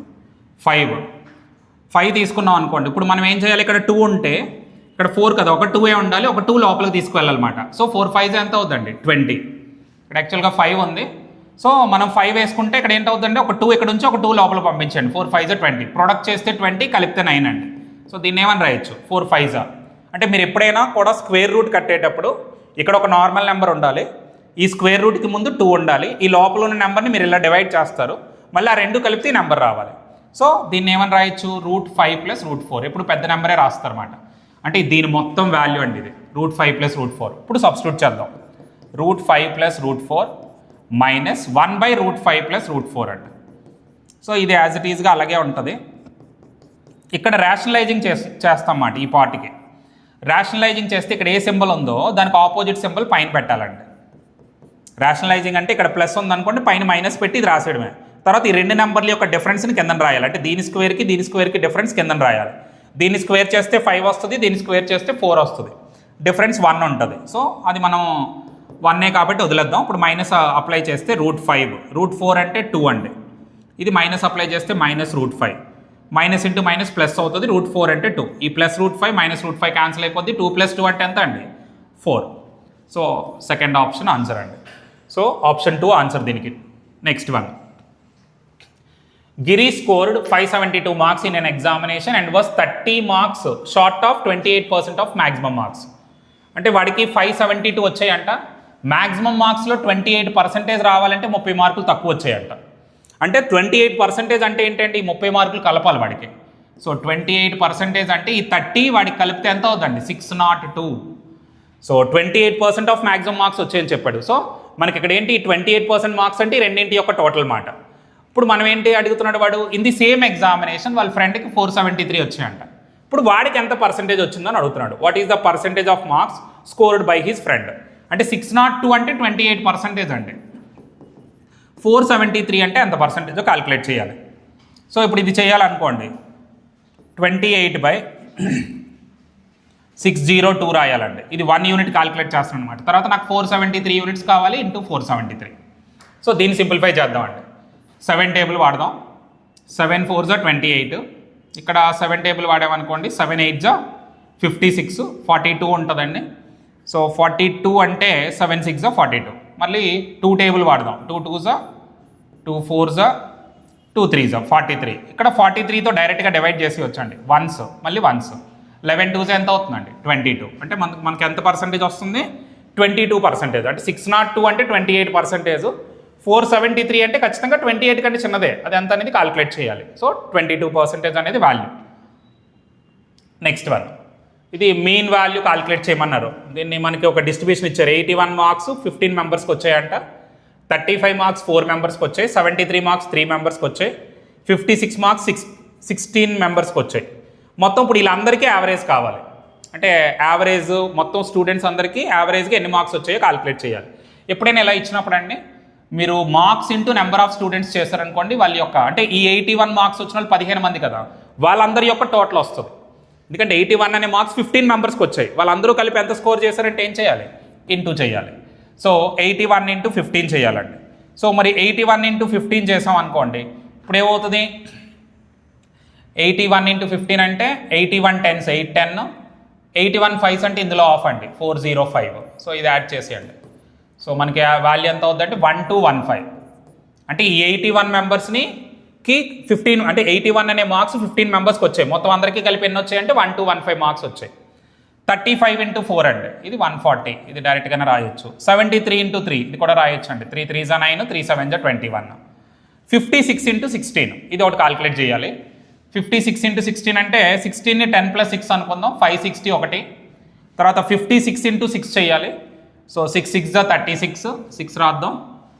6 5 = 30 + 3 33. సో ఇది కలిపితే మనకి 896 అండి. ఇవి మార్కులు. ఇవి 81 మార్క్స్ వచ్చిన వాళ్ళు టోటల్, ఇది 35 మార్క్స్ వచ్చిన వాళ్ళు టోటల్, ఇది 73 మార్క్స్ వచ్చిన వాళ్ళది, ఇది 56. మొత్తం ఈ టోటల్ అంతా కలిపేద్దామండి. సో ఇప్పుడు ఆ టోటల్ అంతా కలిపామనుకోండి, టోటల్ వాల్యూ ఏదైతే ఉందో అది కలిపితే చూడండి, ఇక్కడ ఇవన్నీ యాడ్ చేయాలి. 9 + 6 15, 15కి 5 కలిపితే 20. సో ఇక్కడ ఒక 2 క్యారీ ఆన్ ఉంటుందండి. అలాగే నెక్స్ట్ ఇది యాడ్ చేస్తే ఇది 10, 15, 2 కలిపితే 17, మరలా 1 క్యారీ ఆన్ ఉంటుంది, 10, 14, మరలా 1 క్యారీ ఆన్ ఉంటుంది, 2, 2, 4, 7, 0 అనేది టోటల్ స్కోర్ వచ్చిందండి. నెక్స్ట్ ఎంతమంది ఉన్నారు టోటల్ స్టూడెంట్స్ అంటే వీళ్ళు యాడ్ చేయాలి. 15, 16 కలిపితే 31, ఈ 4 + 3 అంటే ఎంత అండి 7, 31 + 7 అంటే 38 మెంబర్స్ ఉన్నారు టోటల్గా, వీళ్ళందరూ కలిపి 38. ఇప్పుడు ఈ నెంబర్ మొత్తాన్ని 38తో డివైడ్ చేయాలండి.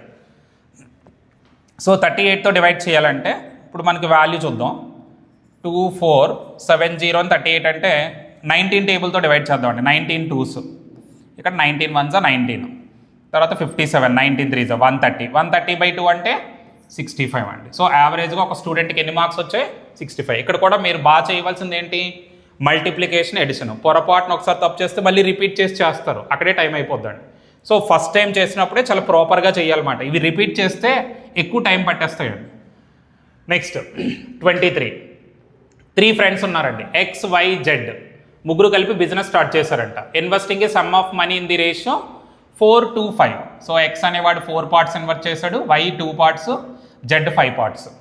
After 6 months X withdraws of his capital. ఒక 6 నెలల తర్వాత X అనేవాడు హాఫ్ ఆఫ్ ద మనీని విత్డ్రా చేస్తాడు. అంటే ఫస్ట్ 6 months ఇదే మనీ అండి, తర్వాత 6 monthsలో ఇందులో సగం తీస్తాడు, అంటే 2 పార్ట్స్ ఉన్నాయి మిగతా 6 నెలలకి. Okay, capital first half of the పీరియడ్లో 4 ఉంది, నెక్స్ట్ హాఫ్ ఆఫ్ ద పీరియడ్లో ఏం చేస్తాడు సగం తీస్తాడు, అంటే 2 ఉందండి, అది 6 monthsకి మాట. ఈ రెండు కలపాలి, ఇది X క్యాపిటల్ కింద వస్తుంది. ఇంకా మిగతా వాళ్ళు ఎవరి గురించి మాట్లాడలేదండి, కాబట్టి వాళ్ళందరూ ఇయర్ మొత్తం ఉన్నట్లు మాట. ఇంటూ 12 వేసాడు. సో తర్వాత ఇంకేమి ఇచ్చాడు, if the sum invested by Z ఇచ్చాడు. జడ్ ఎంత పెట్టుబడి పెట్టాడో తెలుసు. Then out of the total annual profit ఇదండి, టోటల్ యాన్యువల్ ప్రాఫిట్. అందులో Xకి Yకి ప్రాఫిట్ డిఫరెన్స్ అడిగాడు. ఈ ప్రాఫిట్లో Xకి ఒకటి Yకి వస్తుంది కదా, వాళ్ళిద్దరిది డిఫరెన్స్ అడిగాడు అన్నమాట. Xకి వచ్చే ప్రాఫిట్కి Yకి వచ్చే ప్రాఫిట్కి డిఫరెన్స్ అడిగాడు. సో ఇప్పుడు మనం ఏం చేద్దామంటే ఇక్కడ ఏదైతే రేషియో కడుతున్నామో దాన్ని మనం ప్రాఫిట్స్ రేషియో అంటాం. చూడండి, 6 4s 24, 2 6s 12, రెండు కలిపితే 36, 2 12s 24, 5 12s 60. ఇవన్నీ కూడా 12 టేబుల్లో క్యాన్సిల్ అవుతాయండి. 12 3s 12 2s 12 5s. ఇది ప్రాఫిట్స్ రేషియో. Xకి Yకి Zకి ప్రాఫిట్స్ రేషియో. జెడ్ ఇన్వెస్ట్మెంట్ ఇచ్చాడు కదా, దీన్ని వాడాలని అనుకోకండి. దాన్ని ఎవరైతే వాడాలనుకుంటారో ఇంకా అక్కడితో అది ప్రాబ్లం అయిపోయినట్టే, పేపర్ అయిపోయినట్టే. సో దాన్ని వాడవలసిన అవసరం లేదు, అసలు దాన్ని యూస్ చేయవసరం లేదన్నమాట. జస్ట్ మనల్ని కన్ఫ్యూజ్ చేయడానికి ఇచ్చిన స్టేట్మెంట్ అది. సో టోటల్ ప్రాఫిట్ ఇచ్చారు. టోటల్ ప్రాఫిట్ అంటే ఈ 3 కలిపండి. ఈ 3 కలిపితే ఎంత అండి 10x అంటే ఎంత ఇచ్చారు 37,000. ఇది టోటల్ ప్రాఫిట్. ఇప్పుడు మనకి ఏం అడిగారు, difference between X and Y. XY అంటే వీళ్ళిద్దరికి డిఫరెన్స్ అంటే ఎంత, X అండ్ Y డిఫరెన్స్ అంటే Xే. ఎందుకంటే 3Xకి 2Xకి డిఫరెన్స్ Xే కదా. X కావాలంటే 10తో డివైడ్ చేయండి, ఎంత అవుద్ది 3700. సో ఆన్సర్ ఏంటండి ఆప్షన్ బా. అంతేగాని ఇది వాడుదాం అనుకుని ఆలోచిస్తారా, ఇంకా అక్కడితో ఆ పేపర్ అయిపోద్ది. సో మీరు ఎక్కువ ఆలోచిస్తారో అక్కడే టైం పోద్ది అన్నమాట. సో వాడు అడిగింది ఓన్లీ ప్రాఫిట్లు కాబట్టి ఓన్లీ ప్రాఫిట్ తీసుకుంటే సరిపోద్ది. Next, find the area of the regular hexagon యొక్క ఏరియా కాలిక్యులేట్ చేయమన్నారు. వాటి సైడ్ మెజర్ ఇచ్చారండి 14√3 అని. సో రెగ్యులర్ హెక్సాగన్ అంటే హెక్సాగన్లో మీకు 6 సైడ్స్ ఉంటాయండి. ఇలా మనకి 6 సైడ్స్ ఉంటాయి హెక్సాగన్లో. మధ్యలో ఒక సెంటర్ తీసుకొని మీరు ఇలా కలిపినట్లయితే 6 ట్రయాంగిల్స్ ఫామ్ అవుతాయి. ప్రతి ట్రయాంగిల్ కూడా ఈక్వలేటరల్ ట్రయాంగిల్ అవుతుంది. 3 సైడ్లు ఈక్వల్గా ఉంటాయి అన్నమాట. 6 ట్రయాంగిల్స్ ఉంటాయి. Equilateral triangle area formula √3/4a². 6 triangles ఉంటాయి కాబట్టి ఇంటూ 6, అంటే దీన్నే హెక్సాగన్ ఏరియా అంటారు. అంటే మీరు ఒక ఈక్వలేటరల్ ట్రయాంగిల్ ఏరియా కట్టి ఇంటూ 6 చేస్తే హెక్సాగన్ ఏరియా వచ్చేస్తుంది. So 6 into √3/4 into a². అంటే ఇదే కదా సైడ్. 14√3ని మీరు 2 సార్లు వాడాలి. సో ఇది a². సో ఈ వాల్యూని 2 times యూస్ చేస్తాం అన్నమాట. ఇప్పుడు సింప్లిఫై చేస్తే ఇందులో ఒక ఆన్సర్ ఉంటుంది మన దగ్గర. సో 2 2s 2 7s, మరలా 2 2s 2 7s. తర్వాత అండి ఇందులో 2 √3లు మల్టిప్లై చేస్తే ఒక 3 వస్తుంది. ఒక √3 ఖచ్చితంగా ఉంటుంది, అందుకే అన్ని చోట్ల √3 ఉందండి.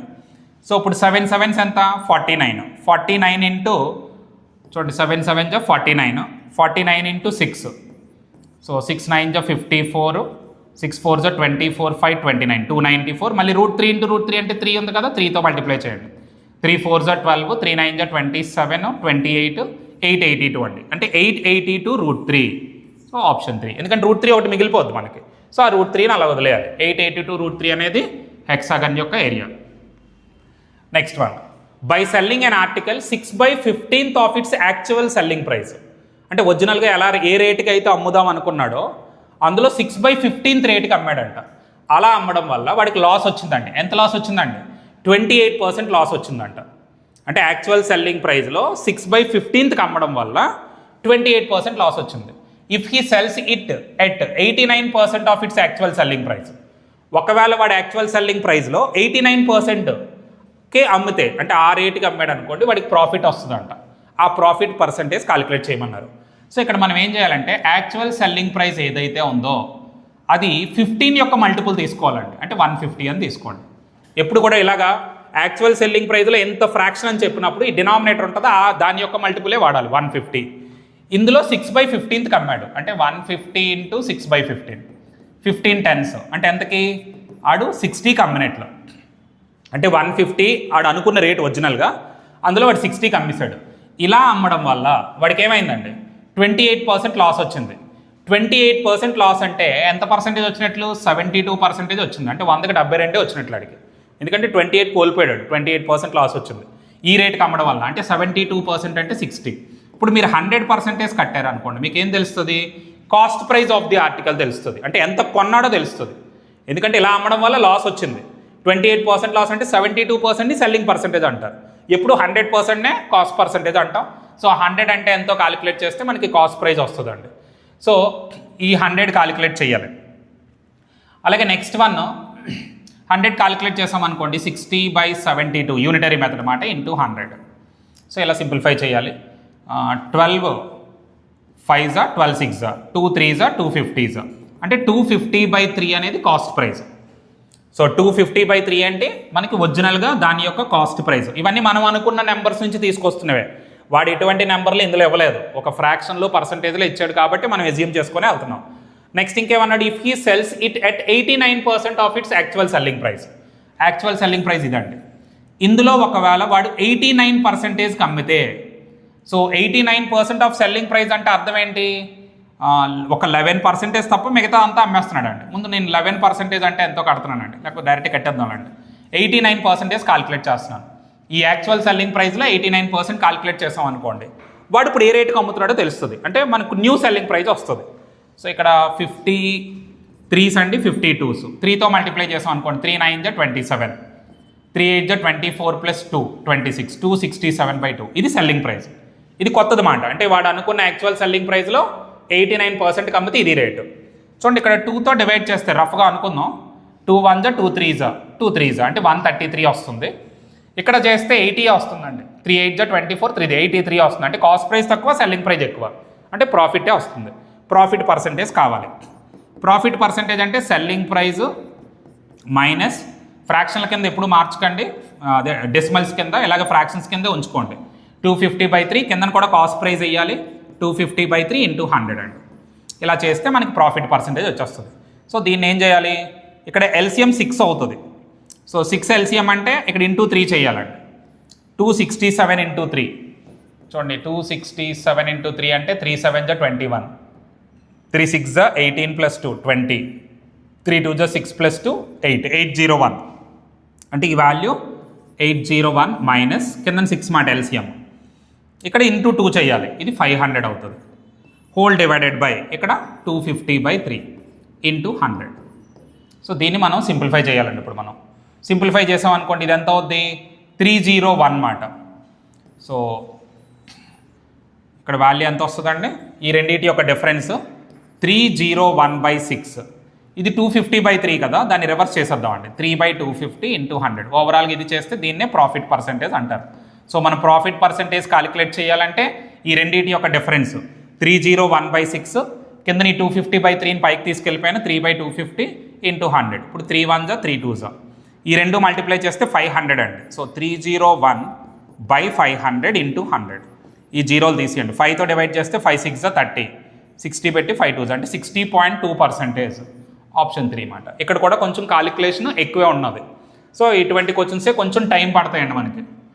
Next, if both the roots of a quadratic equation, ఇక్కడ ఒక 2 క్వాడ్రాటిక్ ఈక్వేషన్లు ఉన్నాయండి. ఫస్ట్ క్వాడ్రాటిక్ ఈక్వేషన్ ఇది, తర్వాత సెకండ్ క్వాడ్రాటిక్ ఈక్వేషన్ ఉంది. 2 రూట్స్ కామన్ అంట.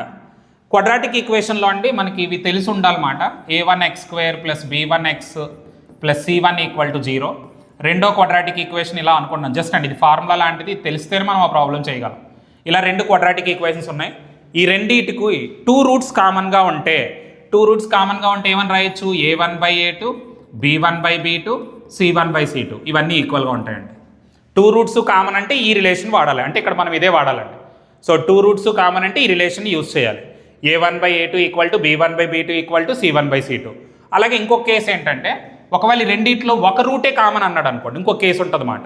ఒక రూటే కామన్ అంటే అప్పుడు ఏం చేయాలంటే ముందు ఎక్స్ కోఫిషియెంట్స్ రాయాలి, తర్వాత కాన్స్టెంట్స్ రాయాలి, తర్వాత x² కోఫిషియెంట్స్ రాయాలి, మరలా x కోఫిషియెంట్స్ రాయాలండి. ఇలా రాసి దీన్ని 1 అనండి, దీన్ని 2 అనండి, దీన్ని 3 అనండి. ఇక్కడ ఏంటవుతుందంటే 2² = 1 × 3 అంటారు కండిషన్. ఈ కండిషన్ వాడాలన్నమాట. 2² అంటే ఇదండి క్రాస్ ప్రోడక్ట్లు అన్నమాట. c1a2 - c2a1 2 = 1 అంటే దీని క్రాస్ ప్రోడక్ట్ అండి. b1c2 - b2c1 ఇంటూ మళ్ళీ తర్వాత దీని క్రాస్ ప్రోడక్ట్ అండి a1b2 - a2b1. సో ఈ రెండింటి యొక్క ప్రోడక్ట్ దీనికి ఈక్వల్గా ఉంటుంది. ఇది ఎప్పుడు వాడాలి? 2 క్వాడ్రాటిక్ ఈక్వేషన్స్కి ఒక రూట్ కామన్ అంటే ఇది వాడాలి. 2 క్వాడ్రాటిక్ ఈక్వేషన్స్కి 2 రూట్లు కామన్ అంటే ఇది వాడాలి. సో ఇది యూస్ చేయాలన్నమాట. ఒక రూట్ కామన్ అంటే ఈ కండిషన్ వాడాలి, 2 రూట్స్ కామన్ అంటే ఇది వాడాలి. ఇక్కడ 2 రూట్స్ కామన్ అన్నాడు, సో ఇదే వాడాలి మనం ఇప్పుడు. ఇది వాడు ఏదో ఒక వాల్యూ అడిగాడు, దాని గురించి మనం క్యాలిక్యులేట్ చేయాలండి.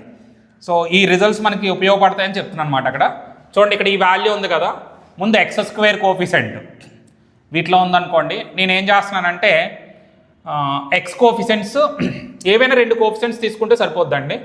సో x² కోఫిషియెంట్స్ ఉంటాయి, x కోఫిషియెంట్స్ ఉంటాయి, కాన్స్టెంట్స్ ఉంటాయి. నేను కాన్స్టెంట్ తీసుకుంటున్నాను. కాన్స్టెంట్ అంటే ఇందులో చూడండి a × 4 అంటే 4a అనేది కాన్స్టెంట్ అండి. తర్వాతది ఇంకా ఇది కూడా కాన్స్టెంట్ అవుతుంది, ఎందుకంటే ఇది a × 4 కాన్స్టెంట్, మళ్ళీ ఇక్కడ 8 కాన్స్టెంట్ అండి. ఇది ఫస్ట్ దాంట్లో. రెండో దాంట్లో కూడా కాన్స్టెంటే తీసుకుంటున్నానండి. రెండో దాంట్లో కాన్స్టెంట్ అంటే చూడండి 3a × 1 3a అవుతుంది. తర్వాత ఇక్కడ -6 అవుతుందండి, ఇది కాన్స్టెంట్. ఇప్పుడు వీటికి ఒక రేషియో వస్తుంది అన్నమాట. ఆ రేషియోలు అన్నింటికి సేమ్ మాట. సో ఇప్పుడు మనకి ఏమవుతుంది ఈ వాల్యూ? ఇది కాన్స్టెంట్స్ రేషియో. తర్వాత నెక్స్ట్ ఏంటి, మనకి ఇక్కడ b వాల్యూ కావాలి, k వాల్యూ కావాలి, అప్పుడే దీన్ని ఫైండ్ అవుట్ చేయగలం. అందుకని ఇప్పుడు x దగ్గర ఉంది b, ఇక్కడ x దగ్గర k ఉంది, కాబట్టి x కోఫిషియెంట్స్ తీసుకుందాం. x కోఫిషియెంట్స్ అంటే ఇక్కడ b మాత్రమే ఉందండి, సో b రాద్దాం. తర్వాత అక్కడ x కోఫిషియెంట్ ఏముంది? ఓన్లీ k మాత్రమే ఉందండి, సో k రాద్దాం. అంటే b/k రేషియో వస్తున్నట్లు మీకు ఇప్పుడు. సో ఇందులో మనం 4 కామన్ తీసినట్లయితే a - 2 అవుతుంది.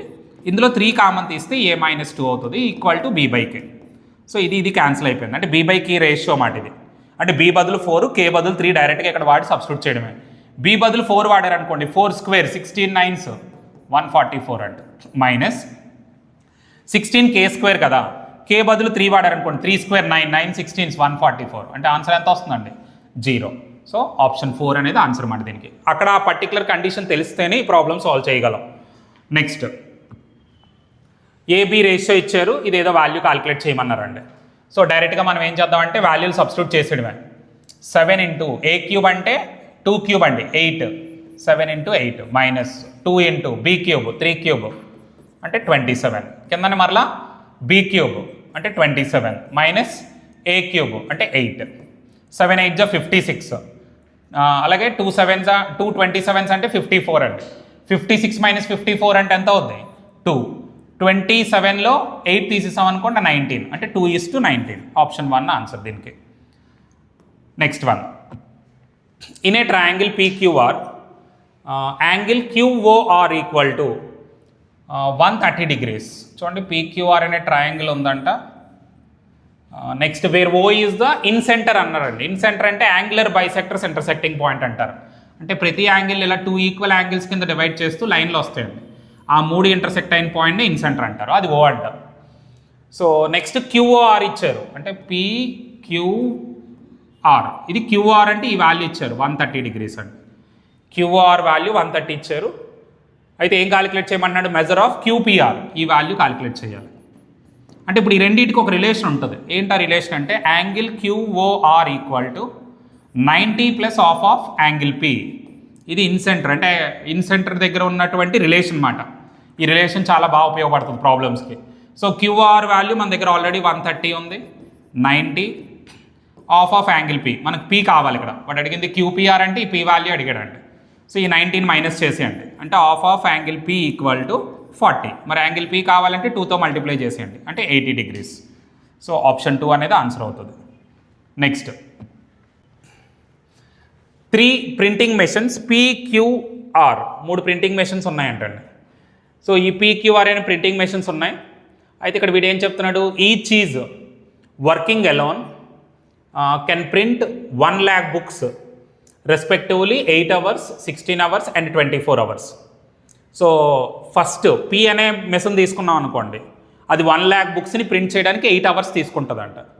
Q అనే మెషిన్ తీసుకున్నాం అనుకోండి, 1 lakh బుక్స్ని చేయడానికి 16 hours తీసుకుంటుందంట. R అనే మెషిన్ తీసుకున్నాం అనుకోండి, 1 lakh బుక్స్కి 24 hours.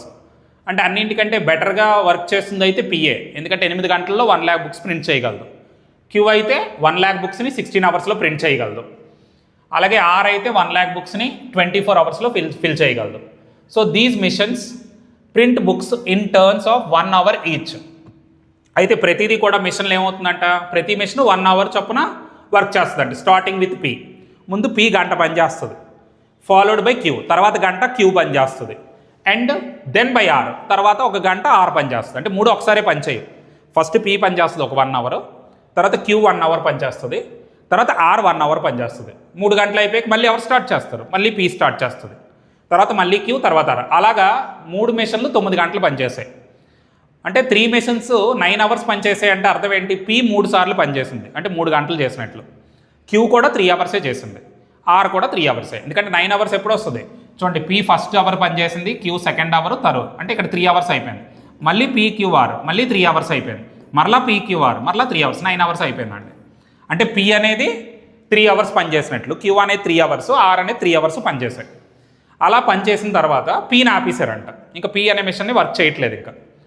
So P stops functioning, but Q and R continue working. తర్వాత Q అండ్ R మళ్ళీ ఆల్టర్నేటివ్గా ఇలాగే పనిచేస్తున్నాయి. Q 1 గంట, R 1 గంట ఆల్టర్నేటివ్గా పనిచేస్తున్నాయి అంట. With working Q during 10th hour. అంటే 10th hour అంటే ఏంటి, 9th hour కాడి నుంచి QRలే పనిచేస్తున్నాయి అని చెప్తున్నాడు. Till printing all the 1 lakh books, మొత్తం 1 lakh బుక్స్ ప్రింట్ అయ్యే వరకు అవి పనిచేస్తాయి QRలో. In how many hours in all did machines Q and R complete printing the remaining books. ఇప్పుడు ఎప్పుడైతే Pని ఆపేసామో మిగతా QRే కదా పనిచేస్తున్నాయి. ఈ QR మిషన్లు ఏవైతే ఉన్నాయో మిగతా బుక్స్ని, అంటే 1 lakh అవ్వడానికి మిగతా బుక్స్ని ప్రింట్ చేయడానికి ఎంత టైం పట్టింది అది వాడు అడిగింది. In how many hours. So ఎన్ని గంటల్లో QR P ఆపేసిన తర్వాత ఎన్ని గంటల్లో కంప్లీట్గా ప్రింటింగ్ చేస్తాయి, ఇది వాడు అడిగిన క్వశ్చన్. సో మొదట మనం ఏం చేయాలి, ఒక గంటకి P ఎన్ని బుక్కుల్ని ప్రింట్ చేయగలదు. సో మనకి 8 గంటలు కదా పడుతుంది Pకి, ఒక గంటలో ఎన్ని చేయగలదు అంటే 1 lakh/8 అండి. 1 lakh/8 అంటే సో 1 lakh అండి, 1 lakh/8 అంటే ఇలాగా 8తో డివైడ్ చేస్తే 8 125,000 అనమాట, అంటే 12,500. సో మనకి P అనేది ఒక గంటలో 12,500 బుక్స్ ప్రింట్ చేయగలదండి గంటలోనిది. ఇది 1 hourలో ప్రింట్ చేయగలదు P. అలాగే Qకి వచ్చామనుకోండి, Q అనేది ఒక గంటలో ఎన్ని బుక్లు ప్రింట్ చేయగలదు, అది 16 hours అన్నాడు. 16 hours అంటే ఆటోమేటిక్గా ఏమవుతుందండి, 16 hours అంటే ఒక గంటలో దీంట్లో సగమే చేస్తుంది. ఎందుకంటే 8కి 2 times 16 అండి, 8కి 2 times 16 అంటే ఏంటి, 8 hours పని చేసేది ఇన్ని చేస్తుంది అంటే 16 hours చేసేది ఇంకా తక్కువ చేస్తుంది. సో ఇది 2 times కాబట్టి దీన్ని by 2 చేసేయండి సింపుల్గా, 6250. అంటే Q అనేది గంటకి 6250 బుక్స్ని మాత్రమే ప్రింట్ చేయగలదు. అంటే ఇందులో ఆఫ్ అండి, ఇందులో ఆఫ్ చేశాను. అలాగే Rకి వచ్చేటప్పటికి 24 hours అంటే 8కి 3 times, అంటే ఇది ఎన్ని చేస్తుందో అందులో by 3rd అండి, అంటే ఇన్ని బుక్లు ప్రింట్ చేయగలదు గంటకి. అంటే ఇది ఇంకా తక్కువ చేస్తుంది, ఎందుకంటే ఇది ఎక్కువ టైం తీసుకుందంటే గంటకు తక్కువ బుక్లు ప్రింట్ చేస్తుంది. సో ఇది అన్నింటికంటే ఎక్కువ చేస్తుంది. ఇందులో సగం ఇది చేస్తుంది, ఇందులో 1/3 ఇచ్చేస్తుంది. ఎందుకు నేను అలా డైరెక్ట్గా తీసుకున్నానంటే, మీరు లేదు అంటే ఏం చేయాలి, 1 lakh/16 వేస్తే ఈ నెంబర్ వస్తుంది, 1 lakh/24 వేస్తే ఈ నెంబర్ వస్తుంది. ఇంకా మీకు ఏం డౌట్ ఉంటే అలాగా చేసుకోవడమే. ఇది 1 hourలో ఆ బుక్కులు చేసింది. అయితే ఇప్పుడు ఇది ఎన్ని గంటలు పనిచేస్తుందండి, 3 hours పనిచేసింది. ఎందుకంటే P అనేది 3 గంటలే కదా పనిచేసింది. దీన్ని ఇంటూ 3 చేశారనుకోండి, 37500, 3 గంటల్లో ఎన్ని బుక్లు ప్రింట్ చేయగలదు అంటే 37,500. దీన్ని ఇంటూ 3 చేయండి, 350s 150 అవుతుందండి. సో 0 3 5 15, 3 2 6 7, 3 6 18, అంటే 18,750 బుక్స్ అండి. ఇది 3 hours. అలాగే నెక్స్ట్ అండి, ఇది 3 hours అంటే ఇంటూ 3 చేస్తే ఈ 3 క్యాన్సిల్ అయిపోయి 12,500 బుక్లు ప్రింట్ అవుతాయి. మొత్తం ఎన్ని బుక్లు అయ్యో చూద్దాం ఈ 9 hours. ఇది 3 గంటలు, ఇది 3 గంటలు, ఇది 3 గంటలు అంటే 9 గంటలు అయిపోయింది. సో ఎన్ని బుక్స్ ప్రింట్ అయ్యాయో చూద్దాం. సో ఇవన్నీ కలిపితే 17, 18, తర్వాత 68,750 బుక్స్ ప్రింట్ అయ్యాయి. మనకి ఇంకా 1 lakh ఎన్ని బ్యాలెన్స్ ఉన్నాయో చూద్దాం. ఎన్ని బ్యాలెన్స్ అంటే ఇక్కడ ఒక 250 కలిపితే 69,000 అవుతుంది, ఒక 250 కలిపితే. ఇంకొక 1000 కలిపితే 70,000 అవుతుంది. ఇంకో 30,000 కలిపితే మనకేమవుతుంది, 1 lakh అయిపోతుంది. అంటే ఇంకా ఇన్ని బుక్లు ప్రింట్ చేయాలి. ఈ బుక్లు ఎవరు చేయాలి ఇప్పుడు? ఈ QR పీ చేయదు ఇంకా. సో వీళ్ళిద్దరూ చేయాలి. సో వీళ్ళిద్దరూ కలిపి ఈ బుక్స్ని ప్రింట్ చేయాలి. వీళ్ళిద్దరూ కూడా అంటే 1 hour వర్క్ చేస్తే వీడు 6250 బుక్స్ ప్రింట్ చేయగలడు. వీడు 1 hour పని చేస్తే ఇన్ని బుక్లు ప్రింట్ చేయగలడు. 1 hourలో వీళ్ళిద్దరూ కలిపి ఎన్ని చేస్తారో చూద్దాం. దీన్ని ఇంటూ 3 చేయండి. దీన్ని ఇంటూ 3 చేస్తే 18,750 వస్తుంది. ఇది దీన్ని కూడా ఇంటూ 3 చేద్దామండి. అంటే ఇప్పుడు మనం ఈ రెండింటిని కలుపుతున్నాను అనమాట. ఈ రెండు యాడ్ చేస్తున్నాను. యాడ్ చేస్తే ఎల్సిఎం చేస్తాం కదా, ఇక్కడ 3తో మల్టిప్లై చేయాలి, బై 3 ఉంటుందండి. దీన్ని 3తో మల్టిప్లై చేస్తే ఈ నెంబర్ వచ్చింది. ఇది యాజ్ ఇట్ ఈజ్గా తీసేసుకోండి. ఈ రెండు యాడ్ చేయండి. యాడ్ చేస్తే 31,250 బై 3 మాట. అంటే ఈ రెండింటిని కలిపాను. అంటే ఈ రెండు కలిపి గంటలో ఎన్ని బుక్లు ప్రింట్ చేయగలదు. సో మనం చేయవలసింది ఇది కదా, దీంతో డివైడ్ చేయండి. 31,250 బై 3. ఇది క్యాన్సిల్ అయిపోయి 3 బయటకు వెళ్తుంది. అంటే ఏంటి, 3 hours. కానీ నేను రెండు కలిపి ఒకసారి తీసుకున్నాను, కానీ రెండు కలిపి ఒకసారి పని చేయట్లేదు, ఆల్టర్నేటివ్గా పనిచేస్తున్నాయి. అంటే దీనికి డబల్ టైం పడుతుంది. అంటే 3 into 2 అంటే ఎన్ని అవర్స్ పడుతుందండి, 6 hours. ఓకే, సో ఇది ఒక ఓరల్ క్వశ్చన్ లాంటిది మాట. చాలా జాగ్రత్తగా ఆలోచించి చేయాలి. సో 6 hours అనేది దాని answer. Next one. So there is a wooden block in the form of a cube. So ఒక వుడెన్ బ్లాక్ ఉందంటండి, అది ఏ ఫామ్లో ఉందండి, ఒక క్యూబ్ ఫామ్లో ఉందంట. Whose each side is 8 meters long.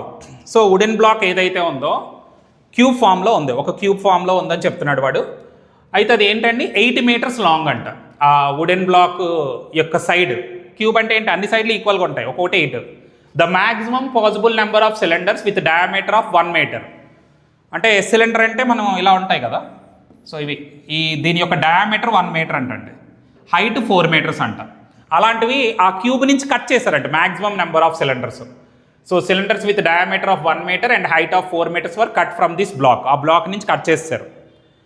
So the cylinders are to be painted at the rate of 14 per square meter. ఆ సిలిండర్లు మొత్తానికి పెయింట్ చేశారండి. పెయింటింగ్ అంటే ఏంటి, మొత్తం మాట, ఈ చుట్టూ వేయాలి, పైన కిందన కూడా వేయాలి టోటల్గా. ఆ టోటల్గా పెయింట్ వేయడానికి ఒక స్క్వేర్ మీటర్కి 14 rupees తీసుకున్నారంట.